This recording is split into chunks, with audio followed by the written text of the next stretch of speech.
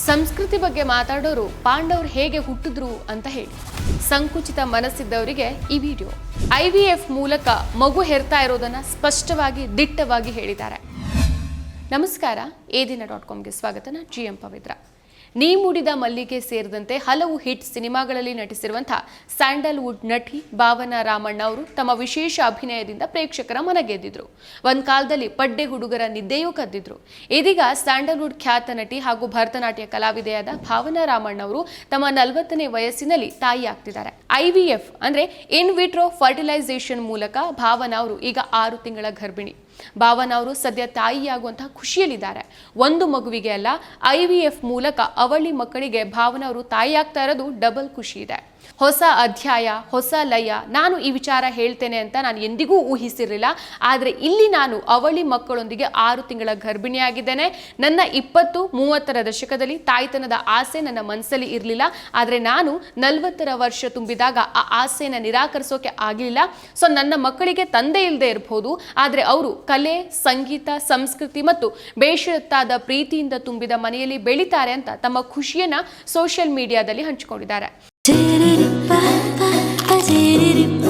ನನ್ನ favourite Nandini cheese. ಈಗ ಎಲ್ಲರ ಫೇವರೇಟ್ ನಂದಿನಿ ಚೀಸ್. ಇನ್ನು ಈ ವಿಚಾರವಾಗಿ ಭಾವನಾ ಅವರಿಗೆ ಸೋಷಿಯಲ್ ಮೀಡಿಯಾದಲ್ಲಿ ಬೆಂಬಲ ಸೂಚಿಸಿದ್ರೆ, ಇನ್ನೊಂದಿಷ್ಟು ಮಂದಿ ಸಂಕುಚಿತ ಮನೋಭಾವ ಇರೋ ವ್ಯಕ್ತಿಗಳು ನೆಗೆಟಿವ್ ಕಮೆಂಟ್ ಮಾಡ್ತಿದ್ದಾರೆ. ಹೊರುವ ಜವಾಬ್ದಾರಿ ಅವರದ್ದು, ಹೆರುವ ಜವಾಬ್ದಾರಿನೂ ಅವರದ್ದೇ, ಆರೈಕೆಯ ಜವಾಬ್ದಾರಿನೂ ಅವರದ್ದೇ. ಅಪ್ಪನ ಹೆಸರೇನು ಅಂತ ಕೇಳಿದ್ರೆ ಏನ್ ಹೇಳ್ತೀರಾ ಅನ್ನೋ ನಾನ್ಸೆನ್ಸ್ ಮಾತುಗಳು, ನಮ್ಮ ಸಂಸ್ಕೃತಿ ಹಾಳು ಮಾಡಿದ್ರಿ ಅಂತ ಹೇಳೋ ಆರೋಪಗಳು ನಿಜವಾಗ್ಲೂ ಬಾಲಿಶ. ಗಂಡ ಅಕಾಲಿಕ ಮರಣ ಹೊಂದಿದ್ರೆ, ಸಾಲ ಮಾಡಿ ತೀರಿಸಲಾಗದೆ ತಲೆಮರೆಸ್ಕೊಂಡು ಓಡ್ ಹೋದಾಗ, ಮತ್ತೊಂದು ಸಂಬಂಧ ಬೆಳೆಸಿ ಮಡದಿಯನ್ನ ತೊರೆದಾಗ, ಕುಡಿತದ ಜೂಜಿನಲ್ಲಿ ಮನೆಯನ್ನ ಬರ್ಬಾದ್ ಮಾಡಿದಾಗ ಮಕ್ಕಳನ್ನ ನೋಡ್ಕೊಳ್ಳೋ ಜವಾಬ್ದಾರಿ ಅವಳದ್ದೇ ಅನ್ನೋದನ್ನ ಮತ್ತೆ ಮತ್ತೆ ನೆನಪಿಸ್ಬೇಕಾಗಿಲ್ಲ ಅಂತ ಅನ್ಸುತ್ತೆ. ಇನ್ನು ಮಕ್ಕಳು ದೊಡ್ಡವರಾಗಿ ಅಪ್ಪ ಇಲ್ಲ ಅನ್ನೋ ಕೊರಗು ಕಾಡ್ದಾಗ ಮಾನಗೆಟ್ಟವಳು ಅಂತ ಅವಮಾನಿಸ್ತಾರೆ ಅಂತ ಕಮೆಂಟಿಸಿದ ಸಂಕುಚಿತರಿಗೆ ಈ ಉತ್ತರ. ದೇಶದಲ್ಲಿ ಎಷ್ಟೋ ಜನ ಹೆಣ್ಮಕ್ಳು ಮದುವೆಯಾಗಿ ಮಕ್ಕಳಾದ ನಂತರ ಗಂಡನ ಕಿರುಕುಳದಿಂದ ಬೇಸತ್ತು ಅಲ್ಲಿಂದ ಹೊರಬಂದು ಸ್ವತಂತ್ರ ಜೀವನವನ್ನ ನಡೆಸಿ ತನ್ನ ಮಕ್ಕಳಿಗೆ ಒಳ್ಳೆಯ ಬದುಕನ್ನು ಕಟ್ಕೊಟ್ಟಿದ್ದಾರೆ. ಇಂತಹ ಬೇಜವಾಬ್ದಾರಿ ತಂದೆಯು ಇದ್ದೂ ಕೂಡ ಇಲ್ಲದಂತೆ ಇರೋದಕ್ಕಿಂತ ಭಾವನಾ ಅವರ ಈ ನಿರ್ಧಾರ ಖಂಡಿತವಾಗ್ಲೂ ಒಳ್ಳೆಯದು.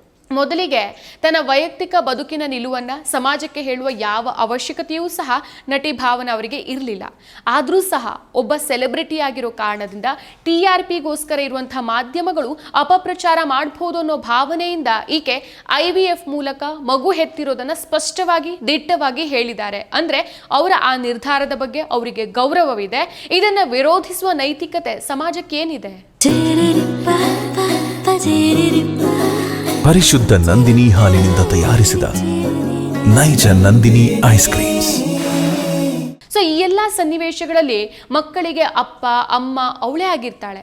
ಇಲ್ಲೂ ಕೂಡ ಅದೇ ಆಗಿದೆ. ಮತ್ತೊಮ್ಮೆ ಓದ್ಕೊಳ್ಳಿ, ಅವಳೇ ಮಕ್ಕಳಿಗೆ ಅಪ್ಪ ಅಮ್ಮ ಎರಡೂ ಆಗೋಕ್ ಸಾಧ್ಯ. ಆಕೆ ಸಮರ್ಥಳು.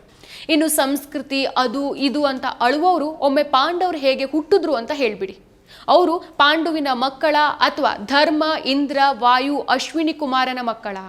ಅದನ್ನು ಒಪ್ಕೊಳ್ಬಹುದು ಅಂತಂದ್ರೆ ಇದನ್ನೂ ಒಪ್ಕೊಳ್ಬಹುದಲ್ವಾ? ಅದು ಹೋಗ್ಲಿ, ಧೃತರಾಷ್ಟ್ರ, ಪಾಂಡು ಮತ್ತು ವಿದುರ ಹುಟ್ಟಿದ್ದಾದ್ರೂ ಹೇಗೆ? ಅಂಬಿಕಾ, ಅಂಬಾಲಿಕಾ ಗರ್ಭಧರಿಸಿದ್ ಹೇಗೆ? ಯಾರ ಒತ್ತಾಯದ ಮೇರೆಗೆ ಮತ್ತು ಯಾರಿಂದ ಗರ್ಭಧರಿಸಿದ್ದು? ನಿಮಗೆ ಕೃತಕ ಗರ್ಭಧಾರಣೆ ಅನಾಚಾರ ಅಂತ ಅನ್ಸಿದ್ರೆ ನಿಯೋಗ ಪದ್ಧತಿ ಆಚಾರ ಅಂತ ಅನ್ಸಿದ್ ಹೇಗೆ? ಈ ಪ್ರಶ್ನೆ ಸಹಜ. ಇಷ್ಟಕ್ಕೂ IVF ಮೂಲಕ ಮಗು ಹೆರೋದೇ ತಪ್ಪು ಅನ್ನೋದಾದ್ರೆ IVFಗೆ ಈ ದೇಶದ ಕಾನೂನು ಯಾಕೆ ಪರ್ಮಿಷನ್ ಕೊಟ್ಟಿದೆ? ಹೆಣ್ಣು ಅಂತಂದ್ರೆ ಮದುವೆಯಾಗಿ ಬರೀ ಮಕ್ಕಳನ್ನ ಹೆರುವಂತಹ ಒಂದು ಯಂತ್ರ ಅಂತ ಭಾವಿಸೋ ಈ ಪುರುಷ ಪ್ರಧಾನ ಸಮಾಜದಲ್ಲಿ ಅದರ ಆಚೆಗೆ ಸಮಾಜವನ್ನು ಅರ್ಥೈಸಿಕೊಂಡು ಸಮಾಜದಲ್ಲಿ ನಟಿ ಹೆಸರು ಗಳಿಸಿರುವಂತಹ ನಟಿ ಭಾವನಾ ಅವರಿಗೂ ಸಹ ತಾಯ್ತನವನ್ನ ಅನುಭವಿಸಬೇಕು ಅನ್ನೋ ಮನಸ್ಥಿತಿ ಬಂದಿರೋದು ಹೆಣ್ಣಿಗೆ ಪ್ರಕೃತಿ ದತ್ತ ಕೊಡುಗೆ. ನನಗಿಷ್ಟ ನಂದಿನಿ ತುಪ್ಪ. ಶುದ್ಧ ತುಪ್ಪ ಅಂದ್ರೆ ನಂದಿನಿ. ಇದಕ್ಕೆ ಇಷ್ಟ ಇಲ್ಲದ, ಮನಸ್ಸಿಲ್ಲದ ಮದುವೆಯಾಗಿ ಸಮಾಜವನ್ನ ಮೆಚ್ಚಿಸೋ ಸಲುವಾಗಿ ಮುತ್ತೈದೆ ಅನ್ನೋ ಹಣೆಪಟ್ಟಿ ಬೇಕೇ ಬೇಕು ಅನ್ನೋ ಕಾರಣಕ್ಕೆ ಸಂಸಾರ ಅನ್ನೋ ಗೋಜಲಿಗೆ ಸಿಲುಕದೇನೆ IVF ಮೂಲಕ ಇವರು ಮಗುವನ್ನ ಹೆತ್ತು ತನ್ನ ಹೆಣ್ತನದ ಜವಾಬ್ದಾರಿಯನ್ನು ನಿಭಾಯಿಸ್ತಾ ಇರೋದು ಖಂಡಿತವಾಗ್ಲೂ ಶ್ಲಾಘನೀಯ. ಇನ್ನು ಹೆಣ್ಣಿಗೆ ಮಗು ಬೇಕು ಅಂತ ಬಯಸೋದು ಅವಳ ಸ್ವಂತ ಆಯ್ಕೆ. ಈಗಾಗಲೇ ನಾವು ನಮ್ಮ ಟೆಕ್ನಾಲಜಿ ತುಂಬಾನೇ ಅಪ್ಡೇಟ್ ಆಗಿದ್ದೀವಿ. ಮಗುವನ್ನ ಪಡೆಯೋಕೆ IVF ಟ್ರೀಟ್ಮೆಂಟ್ ನಿಂದ ಸಾಧ್ಯ. ಇದಕ್ಕೆ ಕಾನೂನು ಸಹ ಒಪ್ಪಿಗೆ ಕೊಟ್ಟಿದೆ. ಇದನ್ನ ಸಂಭ್ರಮಿಸಬೇಕಾದಂತ ಒಂದಿಷ್ಟು ಮಂದಿ ನೆಗೆಟಿವ್ ಆಗಿ ಯೋಚನೆ ಮಾಡ್ತಿದ್ದಾರೆ ಅನ್ನೋದನ್ನ ಯೋಚನೆ ಮಾಡೋಕ್ಕೂ ಸಹ ಬೇಜಾರಾಗತ್ತೆ. ಸೊ ಗಂಡಿಲ್ದೆ ಹೆಣ್ಣಿಲ್ಲ, ಹೆಣ್ಣು ಅಸಹಾಯಕಳು ಅಂತ ಬಿಂಬಿಸೋ ಈ ಸಮಾಜದಲ್ಲಿ ಹೆಣ್ಣೊಬ್ಬಳೇ ಏನ್ ಬೇಕಾದ್ರೂ ಮಾಡಬಲ್ಲಳು ಅಂತ ನಿರೂಪಿಸಿರುವ ಹಾಗೂ ಬದುಕಿ ತೋರಿಸಿ ಹೆಣ್ಣು ಕುಲಕ್ಕೆ ಮಾದರಿಯಾಗಿರುವಂತಹ ಭಾವನಾ ಅವರಿಗೆ ಶುಭಾಶಯ. ಹಾಗೂ ಭಾವನಾ ಅವರು ತಮ್ಮ 40ನೇ ವಯಸ್ಸಿನಲ್ಲಿ ಮಗುವಿಗೆ ಜನ್ಮ ನೀಡ್ತಾ ಇರೋದು ಸಮಾಜಕ್ಕೆ ಒಂದು ಮಾದರಿ ಕೂಡ ಹೌದು. ಮತ್ತಷ್ಟು ವಿಶೇಷ ವಿಡಿಯೋಗಳನ್ನು ನೋಡಲು ಮತ್ತು ಹೊಸ ವಿಡಿಯೋಗಳ ಬಗ್ಗೆ ತಿಳಿಯಲು ಈ ದಿನ .com ಯೂಟ್ಯೂಬ್ ಚಾನೆಲ್ ಸಬ್ಸ್ಕ್ರೈಬ್ ಮಾಡಿ ಮತ್ತು ಬೆಲ್ ಐಕಾನ್ ಕ್ಲಿಕ್ ಮಾಡಿ.